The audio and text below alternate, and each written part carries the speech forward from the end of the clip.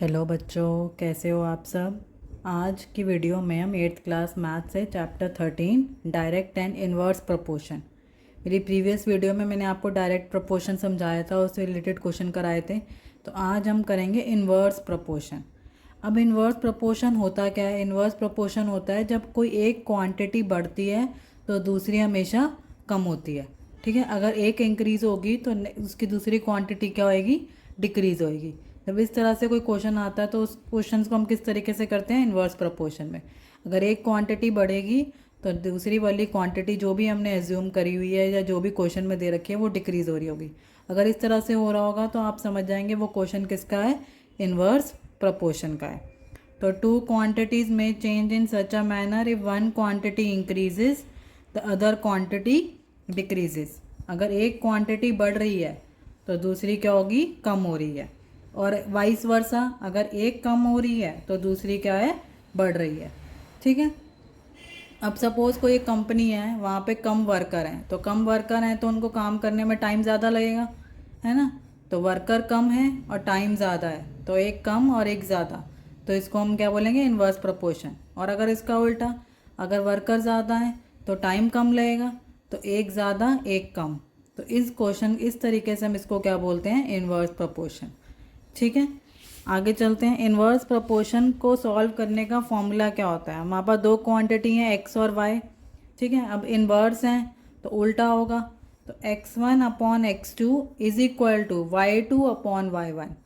आपको ये याद रखना है, ये डायरेक्ट से दूसरा फॉर्मूला है। ठीक है, x1/x2 is equal to y2/y1। ऐसे क्वेश्चन में हमेशा आपको दो क्वांटिटी दे रखी होंगी। ठीक है, आपने उस क्वांटिटी को, अगर इन्वर्स में है वो क्वांटिटी, एक बढ़ रही है और एक चीज़ कम हो रही है, तो आपने ये वाला फॉर्मूला लगाना है, x1/x2 is equal to y2/y1। अब इससे रिलेटेड हम कुछ क्वेश्चन भी कर सकते हैं। जैसे हम कुछ क्वेश्चन, एक्सरसाइज है 13.2, जिसमें कुछ क्वेश्चन है। जैसे इसमें पहला क्वेश्चन क्या है? Which of the following are in inverse proportion. ये आपको पार्ट्स दे रखे हैं, इसमें आपने बताना है कि इनमें से इन्वर्स प्रोपोर्शन वाला कौन सा है और डायरेक्ट प्रोपोर्शन वाला कौन सा है। तो फर्स्ट देखते हैं, the number of workers on a job and the time to complete the job. अभी मैंने आपको बताया था, अगर नंबर ऑफ वर्कर बढ़ते हैं तो टाइम कम लगेगा, और अगर नंबर ऑफ वर्कर कम है तो टाइम ज़्यादा लगेगा। तो ये किसका होगा? इन्वर्स प्रोपोर्शन का। तो it is a inverse proportion. Inverse proportion क्यों है? Because if number of worker increases, time decreases। ठीक है, आपने वैसे सिर्फ ये बताना है यस या नो, पर मैंने आपको एक्सप्लेन करने के लिए समझा दिया है कि ये इन्वर्स प्रोपोर्शन क्यों है। ठीक है, नेक्स्ट देखते हैं, the time taken for a journey and distance travelled in a uniform speed. मतलब टाइम और डिस्टेंस। तो आपने अगर देखा होगा कि फॉर्मूला क्या होता है? फॉर्मूला क्या होता है? स्पीड और जो टाइम का दोनों इक्वल होते हैं, डायरेक्ट होते हैं। ठीक है, तो टाइम उतना ही लगेगा जितना ज़्यादा डिस्टेंस होगा, जितना ज़्यादा डिस्टेंस होगा उतना ज़्यादा ही टाइम लगेगा। तो दोनों चीज़ों में बढ़ रहा है, तो ये क्या होगा? Direct proportion. तो यहाँ पे लिख देंगे no, it is not a inverse proportion because both increases और डिक्रीजेज, या तो दोनों बढ़ेगा या दोनों कम होंगे। ठीक है, तो ये क्या हो गया? नो। तो ये हमारा क्या है? नो। तो ये इन्वर्स प्रोपोर्शन में नहीं आएगा। ठीक है, नेक्स्ट चलते हैं, area of cultivated land and the crop harvested. जितना ज़्यादा लैंड होगा उतने ज़्यादा क्रॉप ग्रो होंगे, और जितना कम लैंड होगा उतने कम क्रॉप ग्रो होंगे। तो ये भी दोनों चीज़ें बढ़ रही हैं या दोनों चीज़ें कम हो रही हैं? एक बढ़ और एक कम नहीं हो रही है, तो ये भी क्या होगा? इन्वर्स प्रोपोर्शन नहीं होगा। बोथ बोथ इंक्रीजेज और डिक्रीजेज, या तो दोनों बढ़ेगा या दोनों कम होगा। ठीक है, तो ये हमारा क्या हो जाएगा? नो। नेक्स्ट देखते हैं, the time taken for a fix journey and the speed of the vehicle. अब ये देखो, स्पीड ऑफ द व्हीकल। अब अगर हम स्पीड बढ़ाते हैं कहीं जा रहे हैं तो टाइम हमारा कम लगेगा, और अगर हम स्पीड कम कर देते हैं तो टाइम हमारा ज़्यादा लगेगा।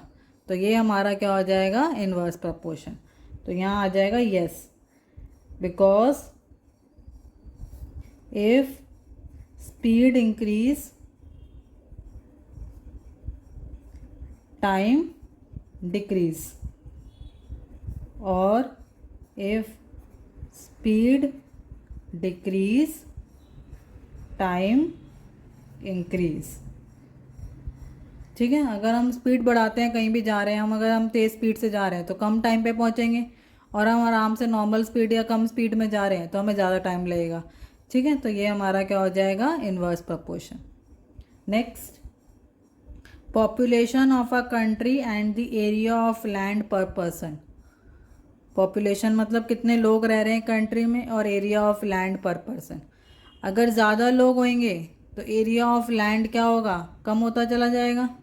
ठीक है, और कम लोग होंगे तो वही एरिया ऑफ लैंड पर पर्पस क्या हो जाएगा, ज़्यादा हो जाएगा। तो ये हमारा भी इन्वर्स प्रपोर्शन है। Yes, because if population increases area of land पर पर्सन डिक्रीजेस, और वाइस वर्सा। ठीक है, अगर हम पॉपुलेशन बढ़ रही है तो एरिया ऑफ लैंड पर पर्सन क्या हो रहा है, कम हो रहा है। या इसके उल्टा हो सकता है, अगर पॉपुलेशन कम हो रही है तो फिर एरिया ऑफ लैंड पर पर्सन क्या हो जाएगा, ज़्यादा हो जाएगा। ठीक है, आगे चलते हैं, नेक्स्ट क्वेश्चन देखते हैं। इसमें क्या बोला है, in a television game show the prize money of ₹1 lakh is to divide equally amongst the winner, calculate the following table. ठीक है, प्राइज मनी है 1 लाख, उसको कैसे विनर्स में इक्वली डिवाइड करना है, उसका बाकी चीज़ों को हमने कैलकुलेट करना है। हमें 2 कैलकुलेट करके दे रखे हैं, बाकी हमने कैलकुलेट करने हैं। तो हमें पता है x1 हमारा हो जाएगा 2, और x2 हमारा हो जाएगा 4, y1 हमारा हो जाएगा 50,000, और y2 हमारा हो जाएगा x। तो फॉर्मूला क्या था, x1 upon x2 is equal to y2 upon y1। तो 2/4 is equal to x upon 50,000। तो बाय क्रॉस मल्टीप्लिकेशन,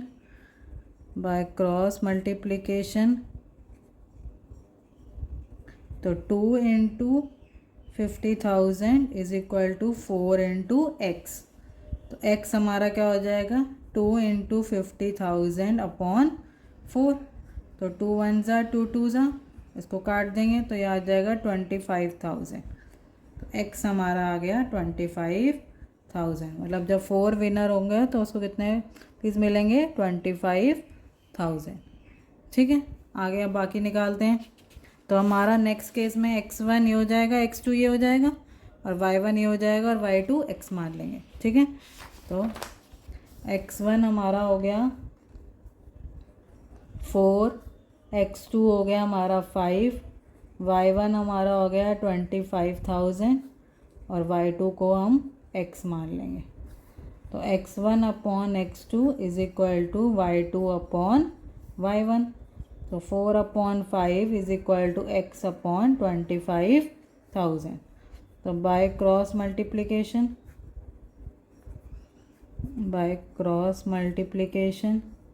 तो 5 into X is equal to 4 into 25,000। तो x is equal to 4 into 25,000 upon 5। तो 5 1 ज़ा 5 ज़ा, तो यह आ जाएगा 4 5 ज़ा 20, तो यह आ जाएगा 20,000। ठीक है, तो नेक्स्ट वाले को हम आपको कितने रुपीज़ मिलेंगे, यहाँ पे 20,000। अब सेम यही हो जाएगा, x1 ये, x2 ये, y1 ये, y2 को x मानेंगे। ठीक है, तो x1 हो गया हमारा 5, x2 हमारा हो गया 8, y1 है हमारा 20,000, और y2 हमारा हो गया x। तो वही x1 upon x2 is equal to y2 upon y1। तो 5/8 is equal to x upon 20,000। तो by cross multiplication,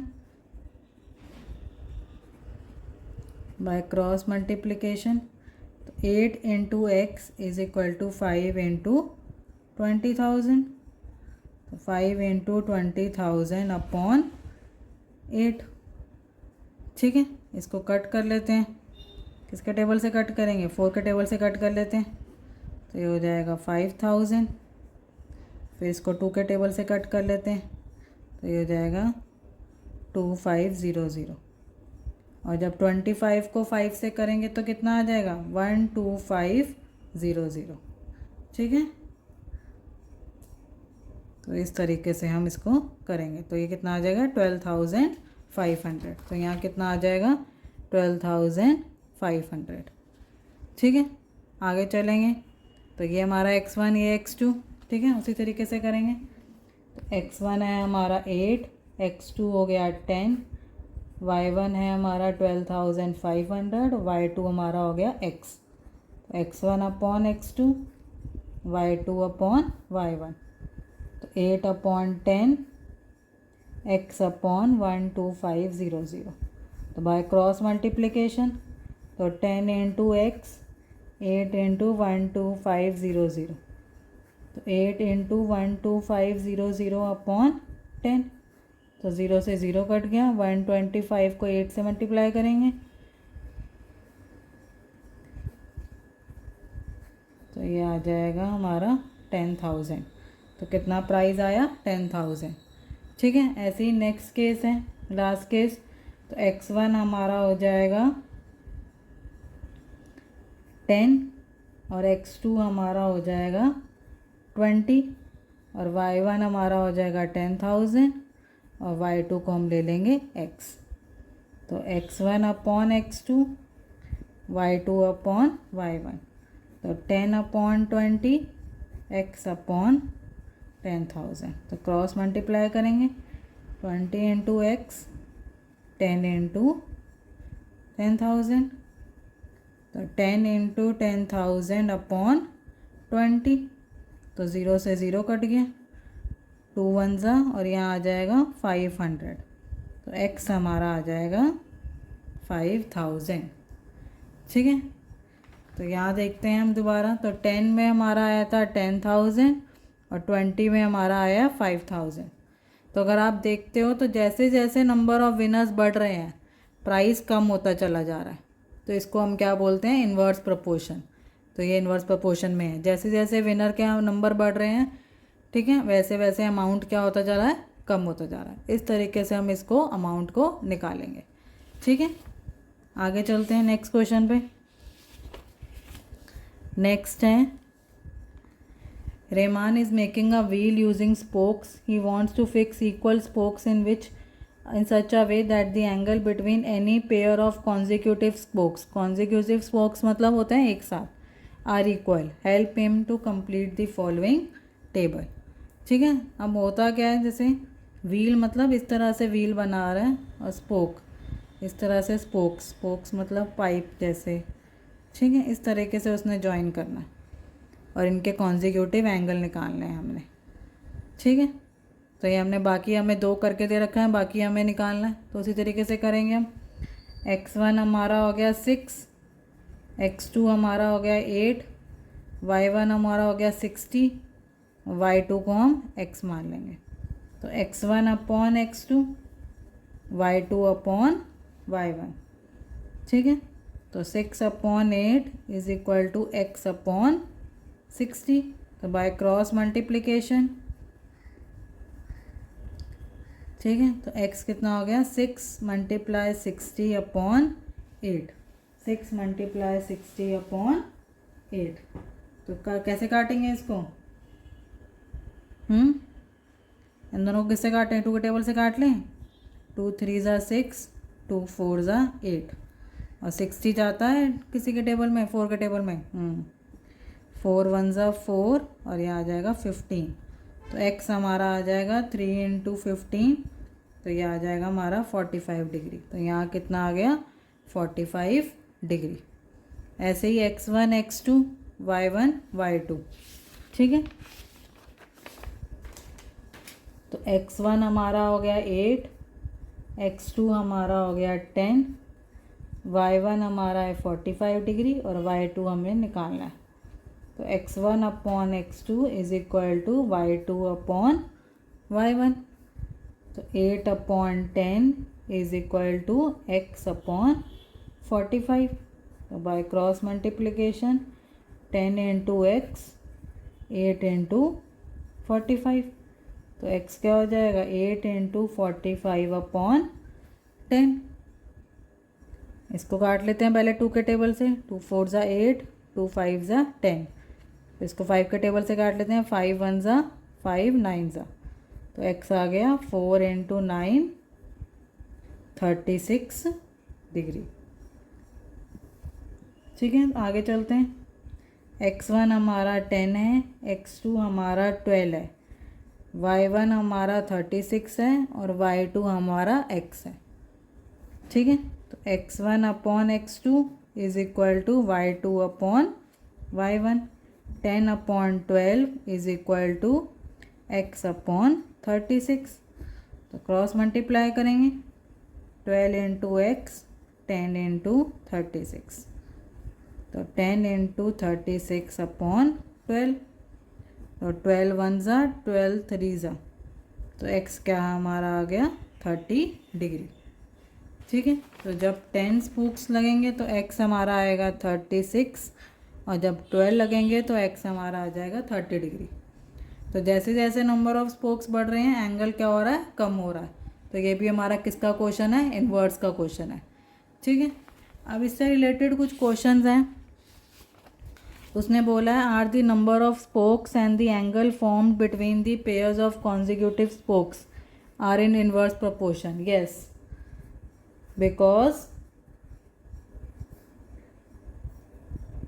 number of spokes increases and angle between them decreases. ठीक है, next calculate the angle between the pair of consecutive spoke on a wheel with 15 spokes. 15 spoke के बीच में कितना angle होगा। हमें पता है हमारा टोटल सर्कुलर एंगल कितना होता है 360 डिग्री। तो 15 एंगल्स के कितना डिग्री होगा 360 अपॉन 15। किसके टेबल से काटेंगे, पहले 3 के टेबल से काट लेते हैं। 3 5 ज़ा 15 और ये आ जाएगा 120। तो ये 5 1 ज़ा और ये आ जाएगा 24। तो 15 स्पोक के बीच में कितना डिग्री होगा 24 degree. 24 degree is present between 15 spokes. ठीक है, आगे चलते हैं। नेक्स्ट क्वेश्चन है how many spokes would be needed if the angle between them is a pair of consecutive spokes is 40 degree. अब तुम्हें डिग्री दे रखे हैं, हमें नंबर ऑफ स्पोक निकालने हैं। तो नंबर ऑफ स्पोक्स कैसे निकालेंगे 360 अपॉन 40 डिग्री। टोटल एंगल कितना होता है 360। तो 36 अपॉन 4 तो ये आ जाएगा 9।